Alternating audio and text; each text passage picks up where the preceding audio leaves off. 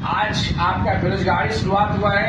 बेरोजगार हम किसको कहते हैं, इकोनॉमी के आधार पर यदि हम कहें तो बेरोजगारी हम लोग कहते हैं जो एक वर्ष में 273 दिन तक काम नहीं करता है, उसको इकोनॉमी के आधार पर यानी अर्थव्यवस्था के अकॉर्डिंग आप उसको बेरोजगार कह सकते हैं। एक वर्ष में कितना दिन, 273 दिन तक काम न मिलना बेरोजगार इस श्रेणी में माना जाएगा।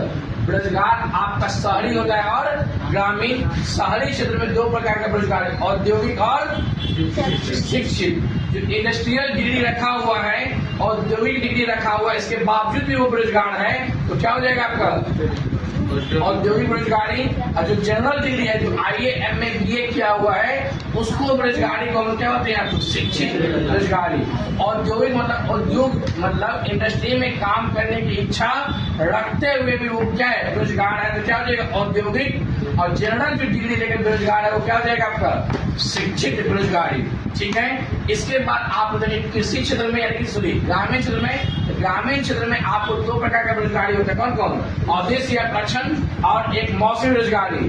अवधि या प्रक्षण आपको सर्वाधिक किस मिलता है आपका कृषि क्षेत्र में, जिसमें आपको बहुत सारा आदमी लगा रहता है परंतु उत्पादकता वो सभी आदमी के बराबर नहीं होता है। तो वो सभी व्यक्ति क्या होगा, जो बेरोजगार रहेगा उसी को हम लोग क्या बोलते हैं, क्या बोलते हैं मौसमी बेरोजगारी। मौसमी बेरोजगारी कहते हैं आपका एक वर्ष में कुछ समय आपका काम मिलना, बाकी समय आप बेरोजगार रहिएगा तो उस बेरोजगारी को हम लोग क्या बोलते हैं मौसमी बेरोजगारी। यानी कि मौसम के आधार पर आपको काम मिलेगा और बाकी समय आप बेरोजगार रहिएगा तो उस बेरोजगार को हम लोग क्या बोलते हैं मौसमी बेरोजगारी। ठीक है। इसके पश्चात आप अन्य बेरोजगारी लिखे। अन्य बेरोजगारी का मतलब संरचनात्मक बेरोजगारी।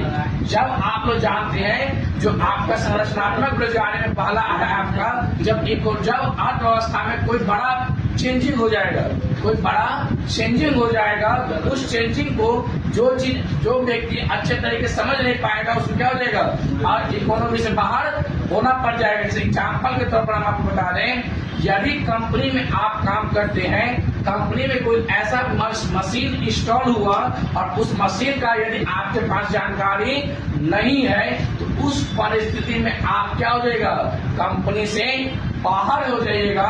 तो वो जो बेरोजगार होगा तो वो क्या हो जाएगा संरचनात्मक बेरोजगारी। इसका मतलब अर्थव्यवस्था में संरचना के परिवर्तन के कारण जो बेरोजगार होगा वो क्या हो जाएगा संरचनात्मक बेरोजगारी। और दूसरा है आपका कौन सा मौसमी घटनात्मक बेरोजगारी। घटनात्मक बेरोजगारी होता है आपका एक आप काम को छोड़ करके दूसरे काम में, यानी कि एक जो रोजगार आप लोग कर रहे हैं उसको छोड़ के दूसरे रोजगार में जो प्रवेश कीजिएगा, दूसरे रोजगार को खोजने में जो समय लगेगा उस समय में जो आप रोजगार रहिएगा उस बेरोजगारी को हम लोग क्या बोलते हैं घटनात्मक बेरोजगारी। ठीक है। इसके बाद आप लोग जानते हैं आप मांग में कमी के कारण जो उत्पन्न होता है उस बेरोजगारी को हम लोग क्या बोलते हैं चक्रीय बेरोजगारी। और जो न्यूनतम मजदूरी पर काम करने की इच्छा भी रखता है परंतु मजदूरी उसको मिल नहीं पाता है उसको हम लोग क्या बोलते हैं संबल बेरोजगारी। तो ये सब बेरोजगारी का आकलन था आपका। इसके बाद आप लोग जानते हैं NSSO के द्वारा 3 प्रकार का बेरोजगारी का अनुमान लगाया गया है। जो वर्ष भर बेरोजगार रहेगा वो क्या हो जाएगा सामान्य, सप्ताह के 7 दिन बेरोजगार रहेगा साप्ताहिक, और कुछ समय तक काम मिलेगा बाकी समय बेरोजगार क्या हो जाएगा आपका दैनिक। अब इसके बाद ओकुल साहब ने अपना नियम दिया है। उन्होंने नियम दिया यदि किसी भी देश की इकोनॉमी अर्थव्यवस्था GDP मतलब किसी भी देश का GDP 3% का वृद्धि करेगा तो बेरोजगारी कितना कमी होगा 1% कमी होगा। और यदि बेरोजगारी 1% वृद्धि करेगा तो GDP क्या करेगा 1% की कमी होगा। तो ये ओकुल साहब ने अपना नियम दिया बेरोजगारी से संबंधित। ये मोटा मोटी आपका बेरोजगारी संबंधित आज का विषय था।